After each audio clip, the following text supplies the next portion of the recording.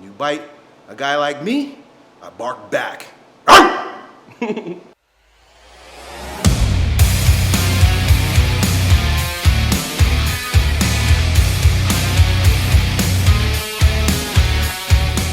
Yo YouTube, what's up? We're here in my backyard.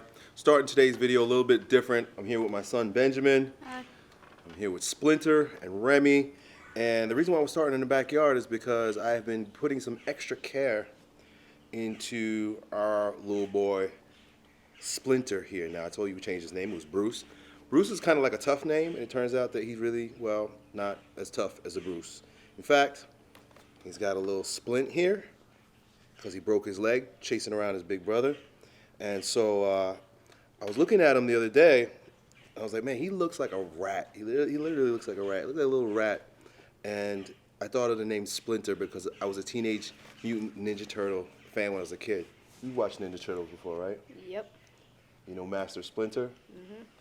So we got Master Splinter here. What makes Splinter a master is that he was injured, right? And he overcame his injuries.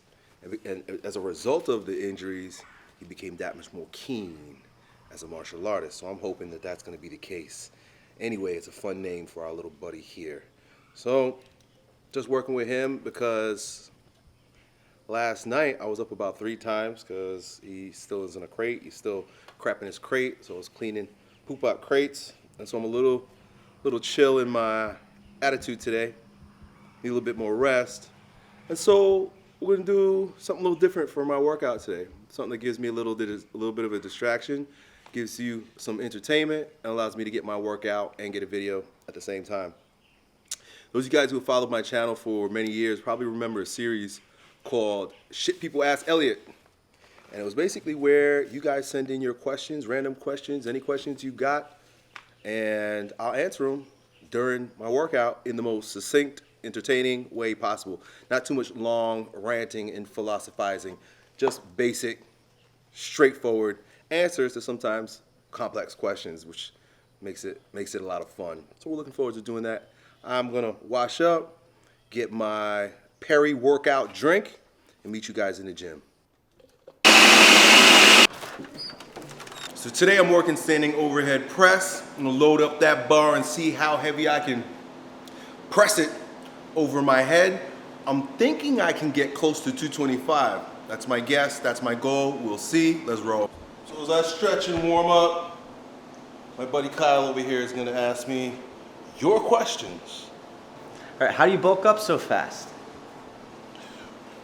Well, I'm a natural bulking machine. In fact, I'm a fat boy at heart. So it don't take much for me to put on a lot of thickness.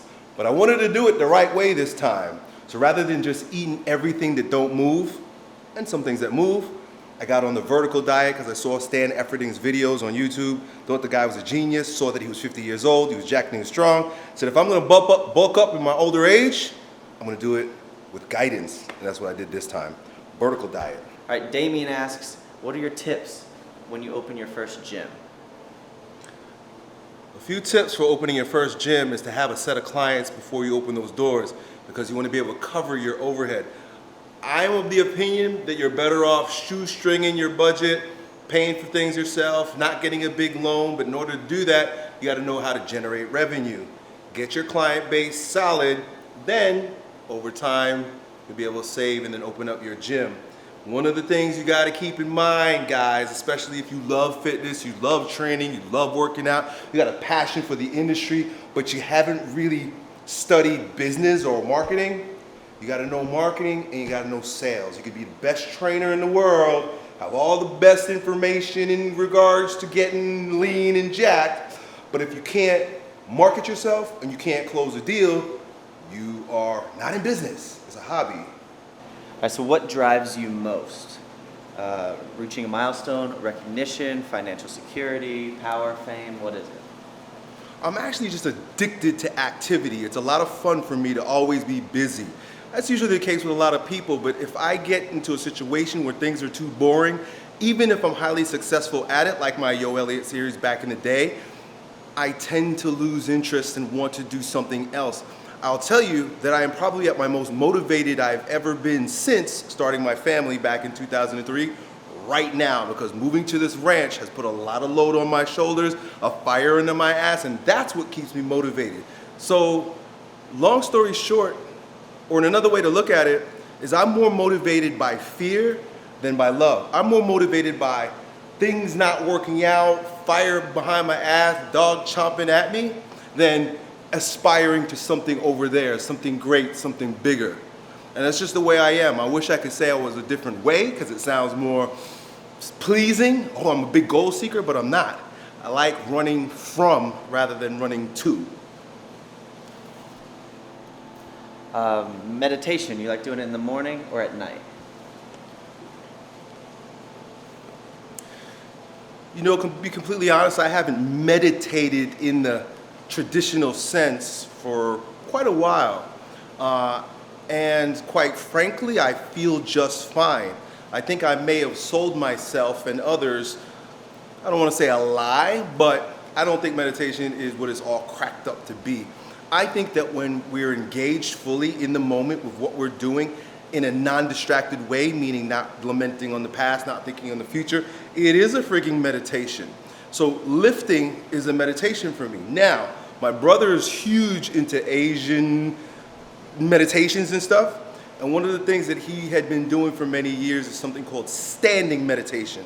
And so I'm actually thinking about integrating standing meditation into my routine. I haven't done it yet, but the reason why is because with standing meditation, you're not just meditating, you're also getting your posture perfect. So the whole idea is, even if it's just this way, is to have a slight bend in your knees, have your feet completely planted, have your pelvis directly underneath your spine, have your shoulders drop backwards, turn your thumbs out, have a long neck and spine. And so basically the whole idea is to get into the most perfect posture that you can and breathe through it. So you just basically stay there in that lined up position, not doing anything mystical or magical with your thoughts, but staying focused on maintaining that perfect posture. That to me sounds like an amazing form of meditation. I'll try it and I'll let you know about it. Cynical Fitness asks if you do calisthenics. If you mean do I do push-ups and pull-ups, yes. If you mean do I do gymnastics type stuff, no. I'm a lifter. I'm short, thick, and heavy, and I'd rather just pick things up. Guys that do like all the kipping and all the, fancy stuff, they have better relative body strength than me because they're not so heavy and thick, but they got good strength. I lend towards more maximal strength in my genetic predisposition, I guess you could say. My opinion is find what you're naturally good at and then go in that direction rather than trying to find something, oh, I'm not good at this, let me become good at it. That's just not the way I would roll. Where am I? Yo, Elliot, what are your tips for increasing self-awareness? I think you increase self-awareness when you stop thinking about yourself so much. Because when you're thinking about yourself, you're not paying attention to what's going on, so you don't have situational awareness. And can you exist in zero situations? No. The world is your mirror. So the best thing to do is to get out of your own head. Get out of your own head. Stop thinking about the future. Stop thinking about the past. Stop thinking about what other people think about you. Be completely present with what is. Look around you. I tell people a lot of times when they're lost in their life and they're looking for direction, to simply allow it to be revealed to you by paying attention to what's in front of you. We spend so much of our time up in the clouds, literally and figuratively, on the screens and whatnot, but not paying attention to the opportunities, to the challenges, to the damages, to all of the things that are right in front of you that need to be dealt with immediately, not in the future, not in the past.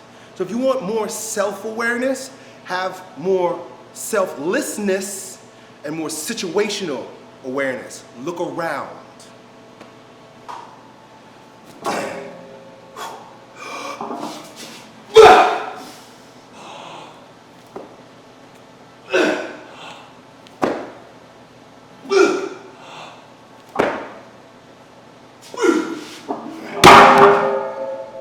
So I'm just going to work on that. I'm going to work on jerking it up. Yo, Elliot, how did you get your beard that long and full? Any tips? I'll tell you what, I just let it grow like a wild man and didn't do anything to it. just let it grow, right? Like what hair does, what nature does. If I don't cut this lawn, mow this lawn, it's just gonna turn into a wild mess. But I'm happy you asked this question because I found a great barber right nearby me here in rural Florida that trimmed up my beard and gave me some tips on how to make it look nice. Phooey, leave him alone, Plex. So I just want to give a quick shout out to Jay over in Mount Dora at A&J's Barbershop. Jay was pretty cool. He was starstruck. He was a fan. And when I showed up and sat in his seat, he was pretty shocked and in awe. And I had a great time with him. He gave me a nice fade. Noticed that I was shaving my head for a long time. People thought I was shaving my head because I was going bald, but you can see my hair is here. I'm not going bald. I just like the bald head shave look. But now I'm in front of the camera a little bit more, so I'm thinking, let me get some grooming done. So got my beard trimmed up, nice and groomed. Look, mustache lined up, right? Looking fresh. I got a nice fade. Thank you, Jay.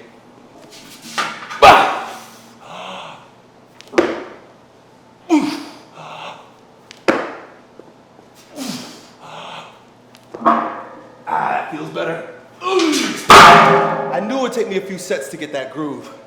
What I find with these is I feel real strong when my toes are turned out. I squeeze my glutes and I do almost like a plie. Boom! Right out of this, bang! A lot of guys, they do it with the feet straight as more of a knee bend, but I find when I do this and squeeze my butt, I get more power up through my hips. So,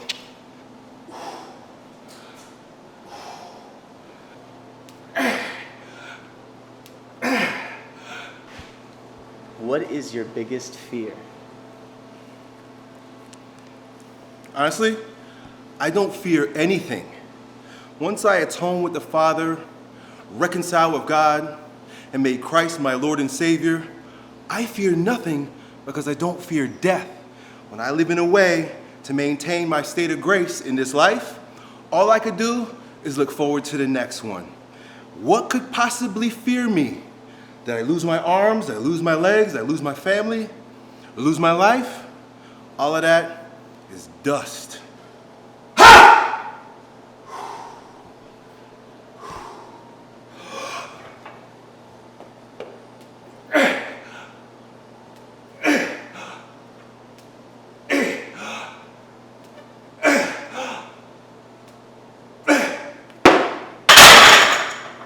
Cody Thomas has a good question. Why haven't you been on the Joe Rogan Experience yet?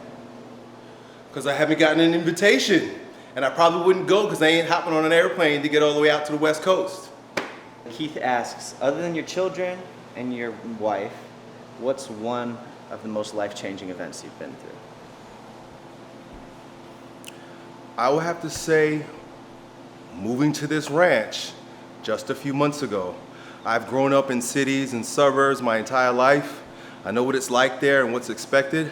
Right now, I'm literally in the middle of rural Florida. I have no neighbors but cows, and I brought my whole family along with me. This is a huge change for me. It's uncomfortable, but it's forcing me to step up my game in a myriad of ways that I never would have imagined had I stayed in the old place. Yesterday, I had an energy drink for the first time in like months, years maybe. It was a bang. I had a bang energy drink because I haven't been sleeping enough. I had it at like 11 o'clock in the morning. I couldn't sleep last night. That had me so wired, so amped up, and I still kind of like feel it. I don't understand you guys who drink like multiple energy drinks a day. I know some of you do. I drink one and I'm like jittering for days. It's crazy. But I feel good. I'm gonna hit this heavy press though.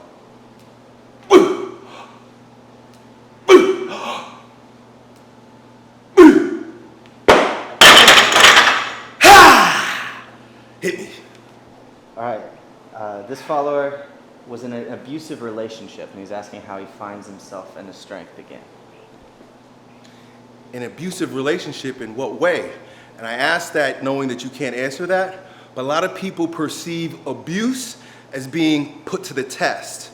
Just because somebody challenges you, especially you're a woman, just because she shit tests you and asks you to sort of step up or stand strong in the face of her chaos doesn't mean abuse. Here's a great example. Steve the Dean Williams gave a really good talk at the 21 convention. And up on the board, up on the wall, he had a picture of a girl, an Olympic athlete with a gold medal in her mouth, biting it. Back in the day, in order to see if gold was true, if gold was real, if gold actually was what you were saying it is, what the person's telling you to say it is, you will bite it. You have to bite the gold in order to recognize if it's true. A lot of times these abuses or these tests that are coming from your partner has a lot to do with them wanting to see, is this guy the real deal? Is he the real stoic, strong alpha male that he calls himself, tries to portray himself, that I perceive him as? Let me test him out and bite it. And I tell you, no matter how long you've been with a woman, she's always gonna bite you every once in a while to see if that gold is still there. I've been married for going on 20 years, and every once in a while, my wife will still bite that to see, is this man really as tough as the world thinks he thinks he is, and I think he is? And I bite, and when you bite a guy like me, I bark back. 225 in the bar. Can't tell you the last time I overhead pressed 225. So what you'll begin to recognize as that weight goes up, I'm gonna start gearing up. I'm gonna put it on a belt, and then I might start going wrist wrap, elbow wrap, things of that nature, little by little to get that heavy weight up over my head. I get to a particular point where I'm sort of stuck, I might do a little push press. But we'll take it one step at a time. I got my skinny Elliott belt and my fat Elliott belt. This is my fat Elliott belt. That's the one I'm gonna wear today. All right, Elliott, we got another question for you. How much are you weighing right now? You look like a beast. Truth be told, I'm probably the heaviest I've ever been. When I was competing in strongman, I competed in one heavyweight show. I almost won. I did really well. I was 249 pounds. I have stepped on the scale over the past few weeks and have been 250. My body fat is not any higher than it was back then. I really don't know what it is, but I'm having this capacity to be able to put on that weight real quick right now, and I'm gonna take full advantage of it. Being a heavyweight short dude, 5'9".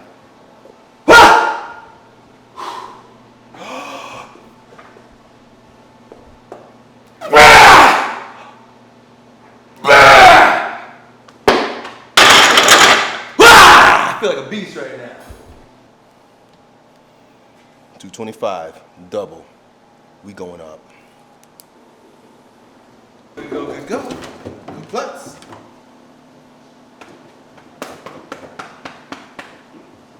All right, David Sobo is dealing with injuries, and he asked, what steps mentally do you take to start lifting heavy again after injury? You know, it's interesting because I tore my Achilles tendon in 2017, and it set me back more than anything I've ever done before in my life. And the mindset that I used in order to get back in the game was that of a newbie. I literally became a new lifter again, even in my attitude towards education and asking people questions. That's why you hear me referring to a lot of people in my recent vlogs. I'm talking about knees over toes guy, Joe DeFranco, Stan Efferding. So I took it as, look, okay, this is an opportunity for me to make a comeback, but also to clean the slate, start from scratch, build a new foundation, and be a totally new man. That's what an injury allows you to do. And there's a great book called Iron John, a book about men, and in it, he talks about how every man sustains a wound in his life that forces him to transform. And he says, he's a poet, he says that every wound in this way is a womb. And if you think about it, a wound in this way, it's an opening. The wound is an opening. And he says that in that opening, God can plant the seeds for new growth in your life. So that's the way I sort of looked at it for myself, was there's this opening in my vulnerability, right? That's vulnerability is opening in my life through this injury. Let me humble myself and open myself up to a brand new version of Elliott Hulse. And I think you could do the same thing. I think a lot of times these injuries come as a result of God wanting us to grow so that he can make use of that humility that's fostered when you're down on your knees and you're busted up.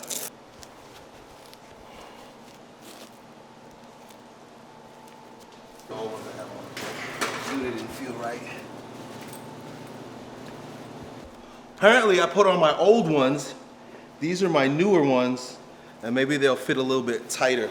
My old ones were really kind of like, you know how elastic gets loose over time? And so we'll put these ones on instead. We got Yo Elliott. What's your favorite stuff to listen to as you lift? I don't listen to anything while I lift.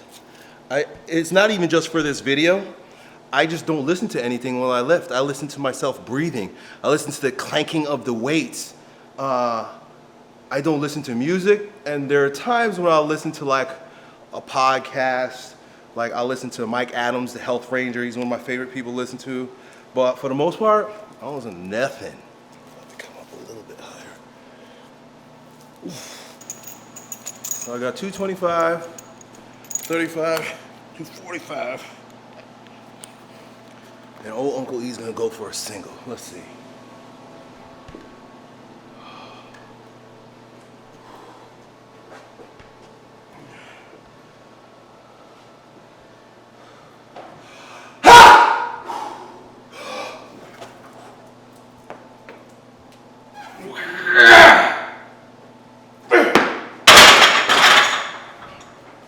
Hit me. Yo Elliott, best tips for raising daughters.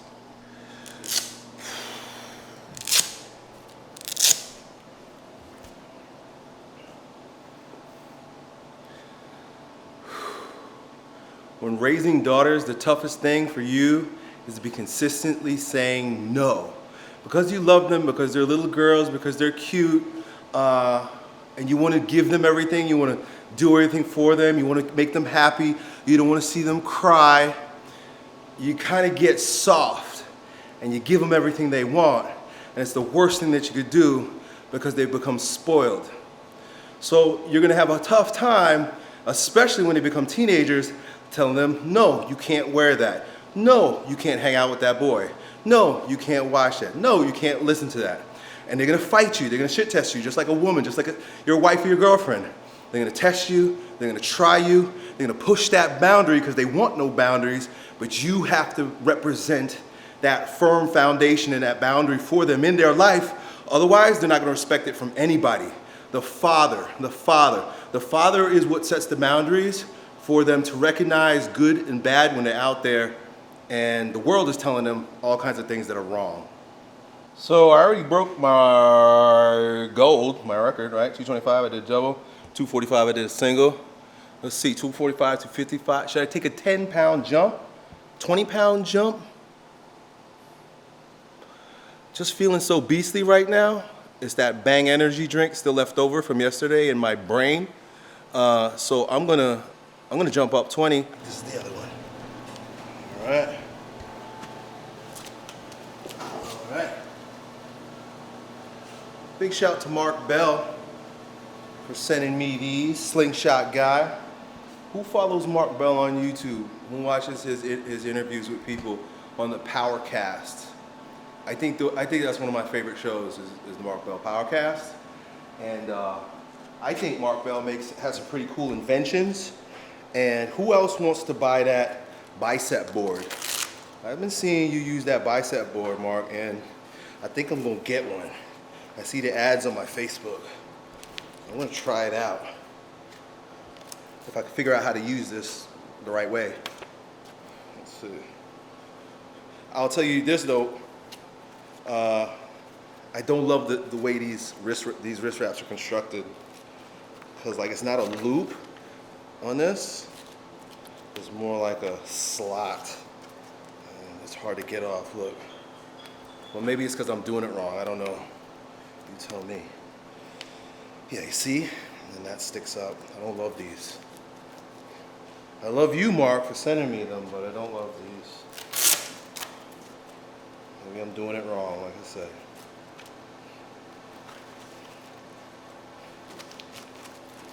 Am I supposed to leave my thumb in it like that? Is that what it is? Maybe that's what it is. Maybe I'm supposed to leave my thumb in it. Maybe that's the right way. Is that the right way? Don't feel like the right way. I'm gonna try it. Gotta add some weight to this bar.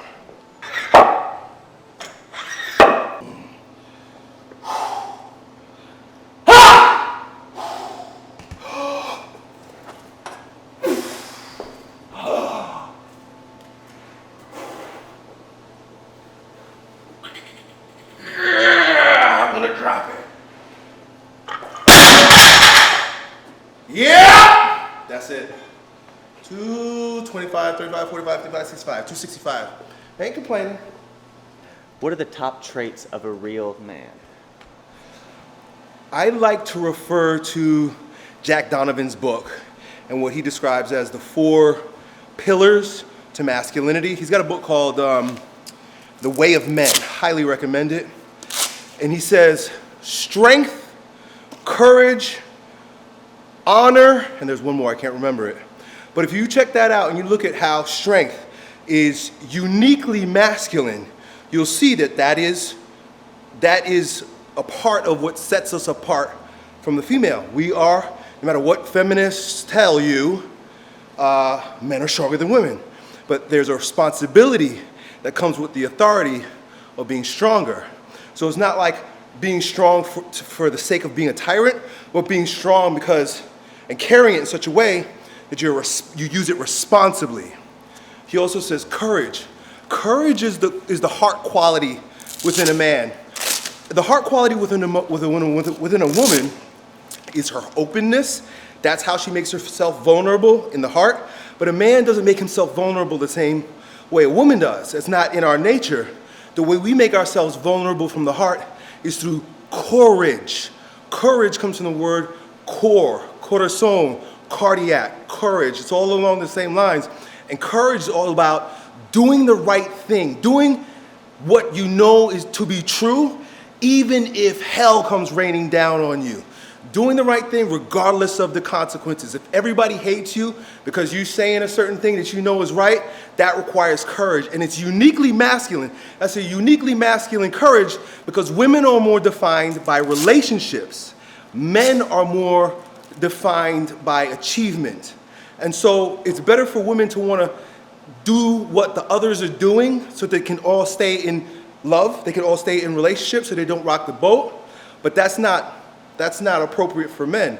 It's more appropriate for men to do the right thing and to, even if it means going against the grain and it means that relationships suffer and people don't like you. My wife just sent me a text message. There's a bear. Can you see that? There's a bear down the road. She just passed by. You know that bear sign? Down my street, down the road, there's a sign like this that says bears, and they say that bears pass by right at that spot, and that's it, the bear came. Yo, Elliott, how do you structure your meal plan? Right now, I'm just following orders. I think one of the best things to do for me in regard to nutrition is to find a plan and stick to it. So I'm using the vertical diet, Stan Efferding. Part of the reason why I was attracted to it was, number one, he has a focus on micronutrients. There's certain odd foods that I eat that I never would normally eat, like cranberry juice, and he says have 3 little carrots every day. Just some weird little foods. That was cool. He calls that the horizontal part of the diet, just hitting your micronutrients. But then, throughout the rest of the day, the vertical portion is rice and beef, rice and beef. And to the degree that you want to be swole, jacked, fat, you keep increasing rice and beef, rice and beef. If you get to the point where you want to stabilize, you stabilize the rice and beef. If you want to start losing weight, you just cut your rice and beef back. You keep the macronutrients the same. You keep the micronutrients the same. You just go up and down vertically or up or down with the rice and beef portion. So the way it's structured for me is literally 4 meals a day of 1 cup of rice, 6 ounces of ground bison, spinach, eggs, 2 eggs, and I put bone broth in there. That's one of the micronutrient things. There's like collagen in it. and I basically eat the same thing every meal all day long. I had that for breakfast. I'm gonna have it when I'm done here. In fact, when we're done, I'll take you inside and you can take a look. Colleen has a pot boiling for me right now, but it has mash in it. That's what we call it. That's what Stan calls it. He says, eat monster mash. And it's this mashup of ground beef, rice, and all the other stuff I was talking about. So that's my diet, dude. Done.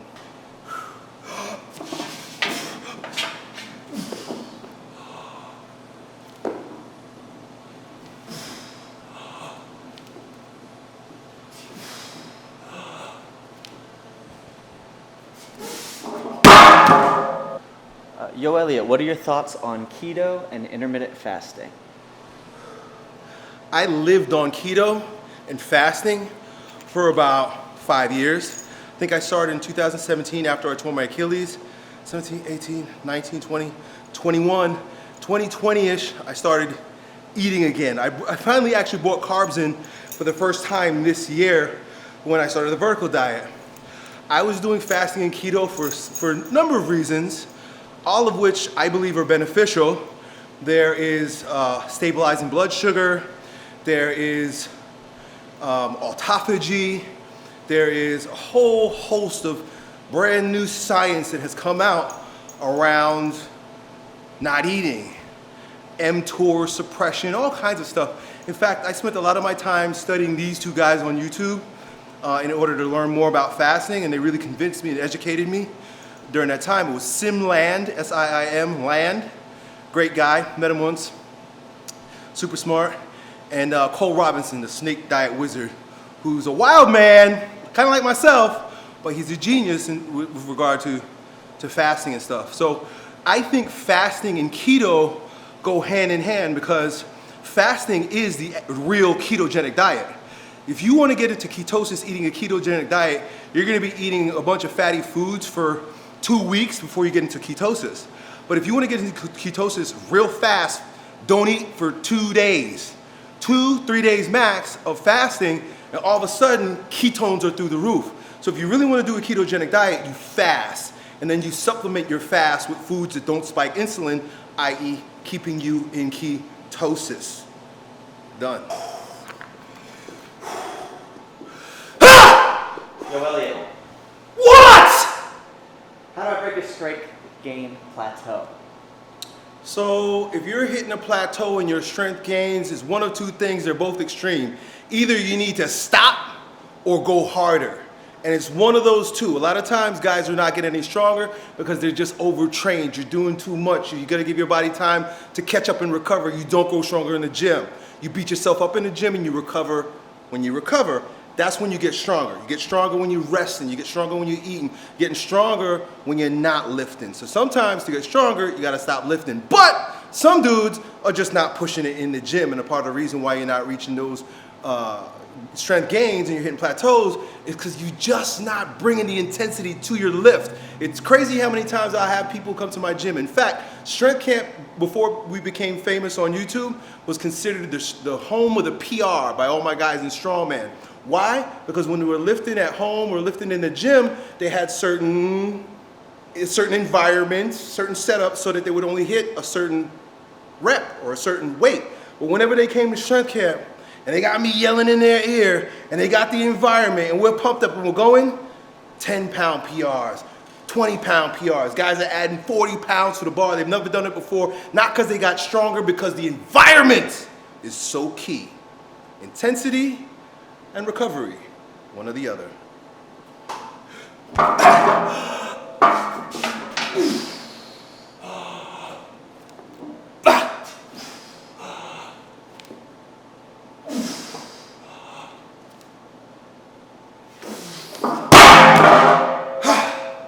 Asking all these questions during my sets burns me out a little bit. I'm getting CNS fatigue, thinking and trying to lift at the same time.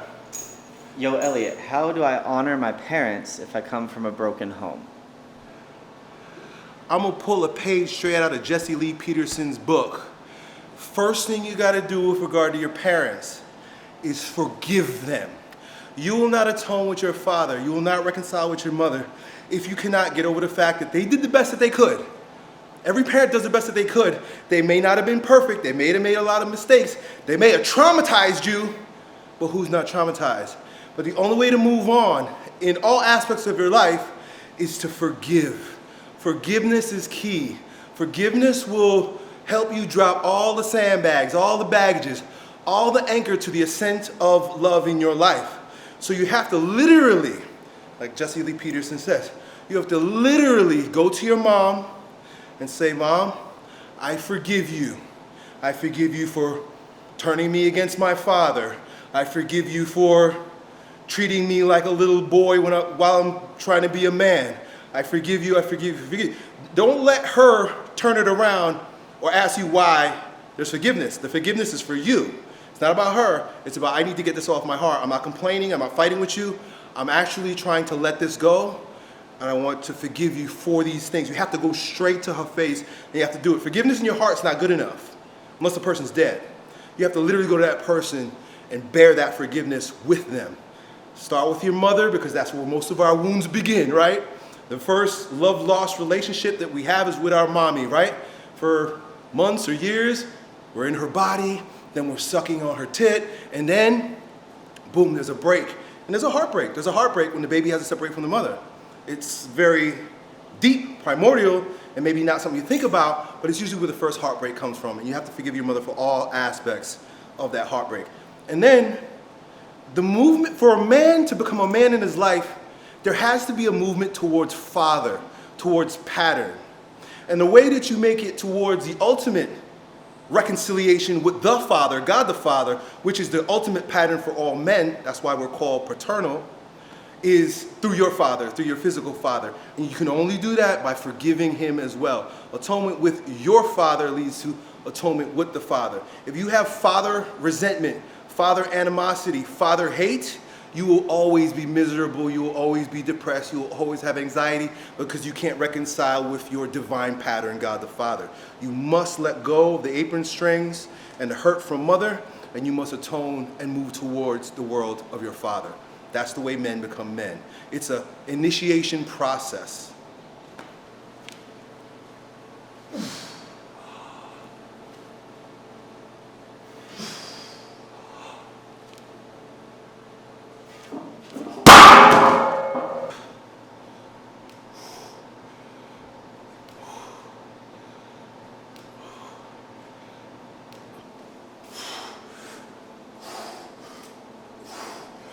What are your thoughts on CrossFit? I think CrossFit's okay. I think CrossFit is like a sport. It's become its own sport. So that gives it a little bit more credibility than if it was just a workout plan. I think CrossFit's good because it got a lot of people who would typically never do the type of things that we do at strength gyms, like power moves, power cleans, Olympic lifts, stuff like that. I think it's cool. I think all kinds of exercise is great. Whatever suits you, right? If you're inclined towards it and you get benefit from it, then there's no harm done. It's not for me. It's not what I enjoy doing. I much rather do strongman, but that doesn't make CrossFit any less credible than strongman. It's all sport. It's all strength. It's all good.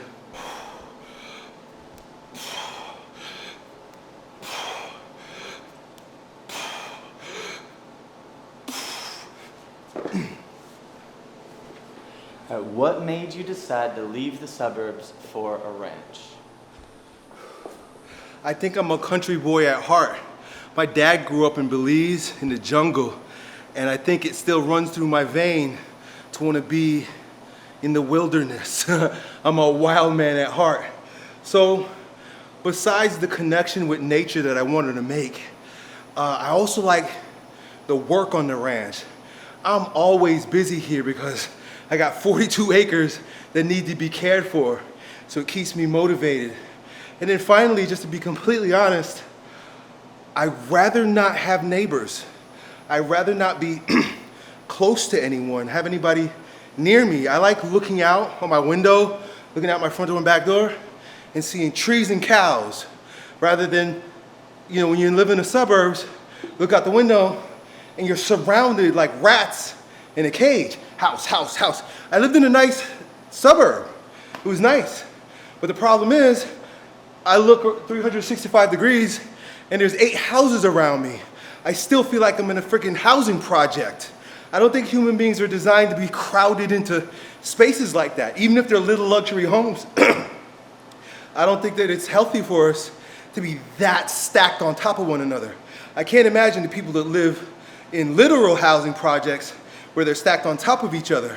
But even these subdivisions and suburbs, to me, just feels fake, especially since there's no real community. You could live in a suburb like I did, all nice houses packed right next to each other, and barely know your neighbors. If I'm gonna barely know my neighbors, I'd rather don't have any. You know, I'll also add to that raising a family out here is very different. My children are already involved with 4-H camps. They're working with cows and they're working with horses. They were at a horse camp the other day. They're always involved in some kind of agriculture. You know, I decided in 2020 after COVID hit and they were forcing the kids back to school with masks and glass between them, that I was like, no, I'm not sending my kids back to school. And the money that I was spending on freaking private school, which was a joke, I took and put into a mortgage where they could be learning on the farm, practical things. My daughters, rather than going to school all day, coming home and being burnt out, they're with their mother all day, learning how to cook. They're learning how to be wives. Ultimately, that's my wish for my daughters, is to have great families, right? And the same thing with my son. When we were living in the suburb, my son would spend most of his time on the screens. Now, I got him out there spreading seeds on the grass. He's helping me haul trash half a mile out to the road. He's helping me with the dogs. My children are so much more involved in my life since I moved out here. It's like I'm creating an ecosystem for the thriving of my children's souls rather than for their degrees in some obscure, expensive university. Learn here with me, learn from the land. This is a better learning environment for children.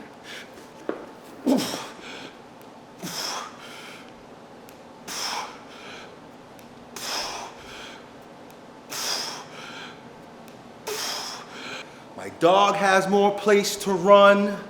He's all over the place. It's just a better life, man. I'm meeting people, I can't even call them my neighbors because they live far enough away not to be my neighbors, that are teaching me things that I never knew about. Bush hogging, riding tractors, using a zero-turn mower. These are all terms and ideas that are not familiar to me. The wildlife is crazy. One of my guys just showed me this huge snake he caught yesterday. Giant snake, it was like 10 feet long. So we're learning about animals, we're learning about coyotes. You saw that bear. So just being out in nature and being with the animals is another thing. I mean, I don't know where to begin and where to end. There's so many amazing things when we can get away from the city, right? Some people love the city. It's just me though. I like it out here. Elliott, another question. What do you think of biogenics? Are you still into it? Bioenergetics is really the study of life energetics, right? If you breathe, you're involved with what? Biology, the body, energetics. This is like metabolism. This is like cellular respiration. So bioenergetics really just describes the movement of life within your body, or the movement of energy on the planet. Now, one of the things I learned by studying the work of Alexander Lowen, who is the founder of Bioenergetic Analysis, which is an interesting term because it's about analyzing how that body is receiving and allowing energy to flow fluidly through it. It's as simple as this. A smooth, resourceful bioenergetic pulsation is a breath. There's a wave. There's an increase and a decrease, just like the systole and diastole of the heart. Now the analysis comes in because we tend to have certain blocks, particularly in our breathing, that causes us to do what? Breathe shallow or to breathe erratically, or to breathe not with the entire body, but breathing in a hiccup kind of way, almost like when you're riding on the street and there are speed bumps. There are certain speed bumps because we hold tension in our body. Wilhelm Reich, who was the founder of the work that brought us bioenergetics, recognized that within a body that grows tense out of the stress of the environment, traumas of life, will typically grow tense in the pelvic floor area, the belly, the solar plexus, across the heart, the throat, the jaw, and the eyes. And muscular tension across any one of those, what he called neurotic holding patterns, will create a bump in the road, like a speed bump, as the wave of breathing, right? The actual biomechanic move of breathing works its way up the body. Well, if you watch a baby breathe on its back, its body literally does like a wave. Or if you've ever seen like a jellyfish, there's a natural rhythm, there's a natural pump to the body that gets, say for example, in my case, I tend to hold here sometimes. And I know I'm holding here because in my heart, in my throat, because my voice starts to get high, I start getting high pitched, I start speaking faster, and I start losing my breath, right? So a bioenergetic aware person will do what? Relax the heart, relax the throat, drop into the belly, and breathe from a deeper place so that there's a more fuller wave. And when that wave is full, you're getting the full expression of your capacity to express yourself as a human being, rather than having it being herky-jerky or bumpy because of tension or speed bumps throughout the body. So bioenergetics was interesting to me because as a strength coach, I'm always aware of people's muscular imbalances. What bioenergetics taught me was that those muscular imbalances are not just tight muscles, but they're restrictions to full expression, often brought on by early life, previous life traumas that can be released, not through talking about it. Bioenergetic analysis is different than psychoanalysis in that we're not analyzing your thoughts or what you thought about what happened to you when you were younger. What bioenergetic analysts do is look at your body and see how your body's responding today to maybe past traumas. The trauma is not important. What's important is what's presenting itself in your body. And if there's tightness across any of those areas, we got to work to release them. The way you work to release them is through breath, through movement, and pulsation. And so that's why things like, you've seen me in the past doing weird things like,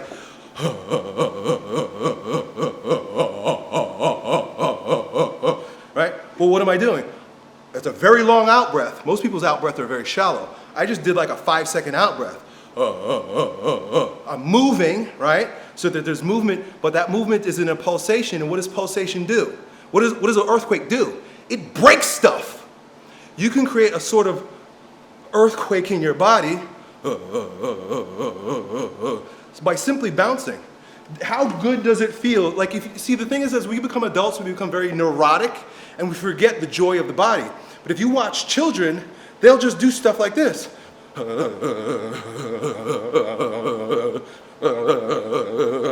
you'll be like, what are you doing? Why are you doing that? And the kid will laugh. It feels good. Well, it does feel good because it's creating softness. It's breaking tension. It's relieving stress and causing you to increase breath. Just a tip of the iceberg with regard to bioenergetics. Hope you enjoyed Shiz People Ask Elliott. I had a lot of fun doing this show with you. Can't wait to do it next time. Done.